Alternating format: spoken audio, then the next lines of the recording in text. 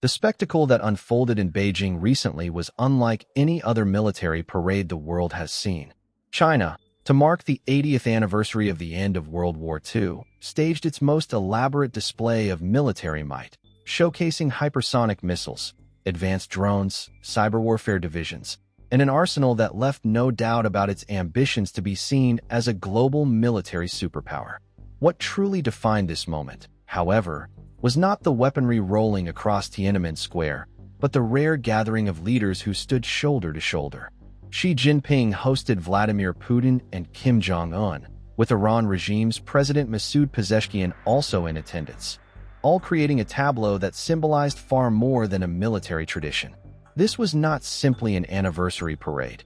It was a declaration of intent by a coalition of states that reject the Western-led order and seek to replace it with an authoritarian alternative.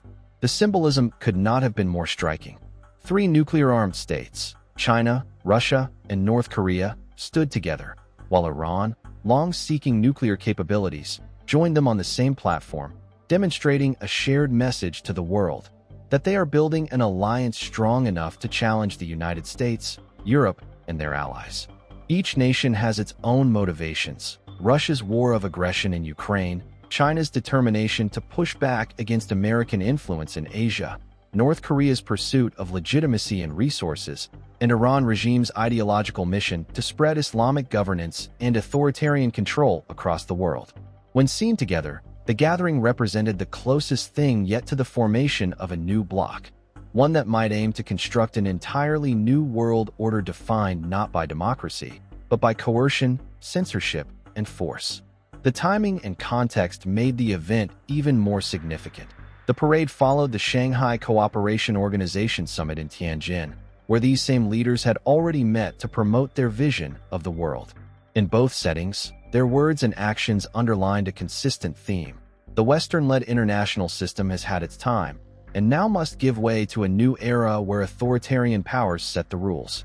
Xi Jinping used his platform to insist that the great rejuvenation of the Chinese nation is unstoppable, and that no bully, a barely veiled reference to the United States and its allies, could slow its progress.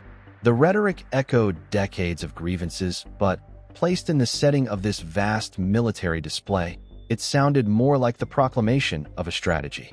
For Russia, the parade offered much-needed solidarity at a time when its war in Ukraine remains a grinding and costly campaign.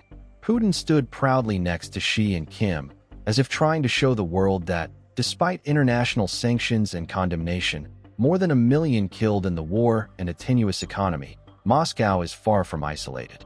North Korea has already been a supplier of ammunition and manpower to aid Russia's military, openly casting aside the international restrictions placed on it. In return, Moscow provides Pyongyang with diplomatic recognition and avenues to bypass economic isolation. China plays a crucial role in this triangle by buying its oil and helping Russia secure access to technology and markets, giving both Moscow and Pyongyang room to maneuver. Iran's presence added yet another layer.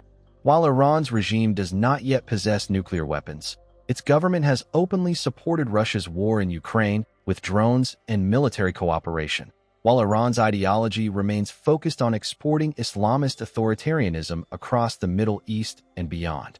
The inclusion of Tehran in this Beijing spectacle seemed intended to show that this emerging alliance is not merely about military support, but also about aligning authoritarian models of totalitarian governance against democratic norms. For decades, authoritarian regimes such as Russia, China, and North Korea sought to secure themselves individually. Now, they appear to be converging in an open and public manner. Their leaders are showcasing their confederation at grand international events. By marching together, they are sending a message that they are capable of forming an enduring alliance, one that combines military strength, economic interdependence, and ideological alignment.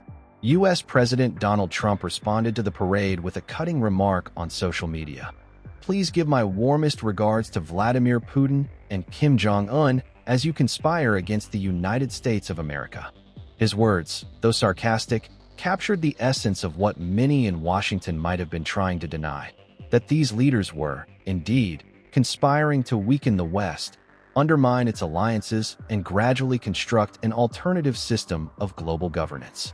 The underlying question now is whether this emerging authoritarian alliance will continue as a symbolic partnership or evolve into a coordinated strategy with lasting global impact. Dismissing these events as mere theater would be irresponsible. Russia's ongoing invasion of Ukraine is a direct challenge to the stability of Europe, a challenge that Iran and North Korea materially support. China, meanwhile, has been expanding its military footprint throughout the South China Sea and accelerating preparations for the possibility of a future confrontation with Taiwan. Together, these powers are testing the limits of Western resolve. They are also watching closely to see whether the United States, Europe, and their allies respond with hesitation or with strength. History provides a sobering lesson. Appeasement in the face of authoritarian aggression rarely prevents conflict. Israel's recent refusal to submit to Iranian-backed Hamas aggression shows what strength and resilience can achieve. The Iranian regime miscalculated in expecting that fear and diplomacy would paralyze its target. Instead, the regime faced a determined resistance that disrupted its plans, as well as demolishing trillions of dollars of investments in nuclear weapons plants. On the wider international stage, if the West chooses weakness or endless table meetings that go nowhere, it emboldens those who openly seek to undermine the global order. If, however, the West adopts a strategy of peace through strength and imposes strict secondary sanctions, military deterrence, and clear lines of defense, the chances of deterring this authoritarian axis increase significantly. China, Russia, North Korea, and Iran are no longer operating as distant or disconnected powers with coincidental interests.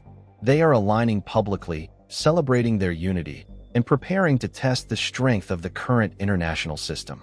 They appear fully aware of what they are doing and why they are doing it. Namely, to reshape the world into one where their authority dictates the rules, freedom is suppressed, and sickly, hesitating democracies are dismantled as they deserve to be. The world has entered the hour of choice. Will Western nations deter this authoritarian quartet with unity and strength, or will they fall back on illusions that diplomacy, talking long enough, can contain belligerent ambitions? The parade in Beijing offered a warning. Against determined authoritarian powers, only resolve will suffice.